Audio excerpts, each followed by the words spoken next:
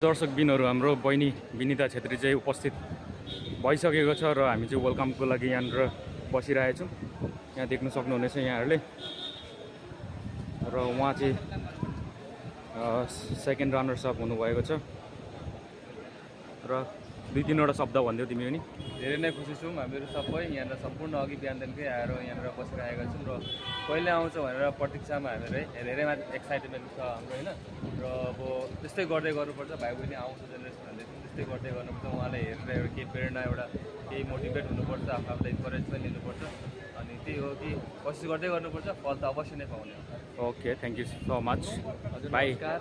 बहुत खुसी लाग्दैछ हाम्रो विनिता बहिनी फेरि हाम्रो देशमा वापस आउँदैछ र बहुत गर्वको माने गर्व लाग्दैछ, भित्रबाट गर्व फिल हुँदैछ, मलाई प्राउड फिल हुँदैछ किनकि यस्तो हाम्रो रिमोट लोकेसनबाट यस्तो गाउँको एरियाबाट हाम्रो यसरी हाम्रो चेली उहाँ त्यो ठुलो अनुष्ठानमा गएर यसरी राम्रो नृत्य गरेर आएकी छन् र म यति पनि भन्न चाहन्छु कि हामी सबै उहाँसँग लिएर मोटिभेसन लिनुपर्छ उनको त्यो देखेर र हामी पनि अगाडि बढ्नुपर्छ। मेरो यति नै भनाइ छ।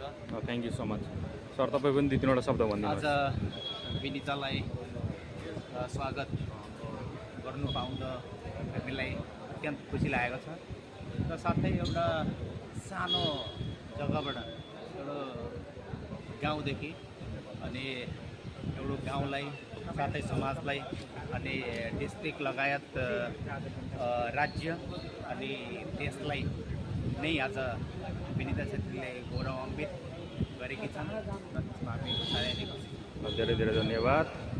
र यसै गरेर हाम्रो सरहरू पनि यता लाइन लागिराख्नु भएको छ र हामी यहाँनिर छौँ। यसै गरेर हामी चाहिँ प्रतीक्षा गरिरहेछौँ कतिखेर आउनुहुन्छ भनेर।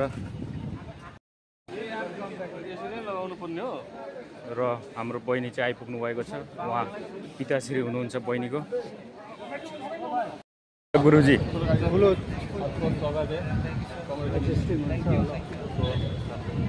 ढाका टोपी ढाका टोपी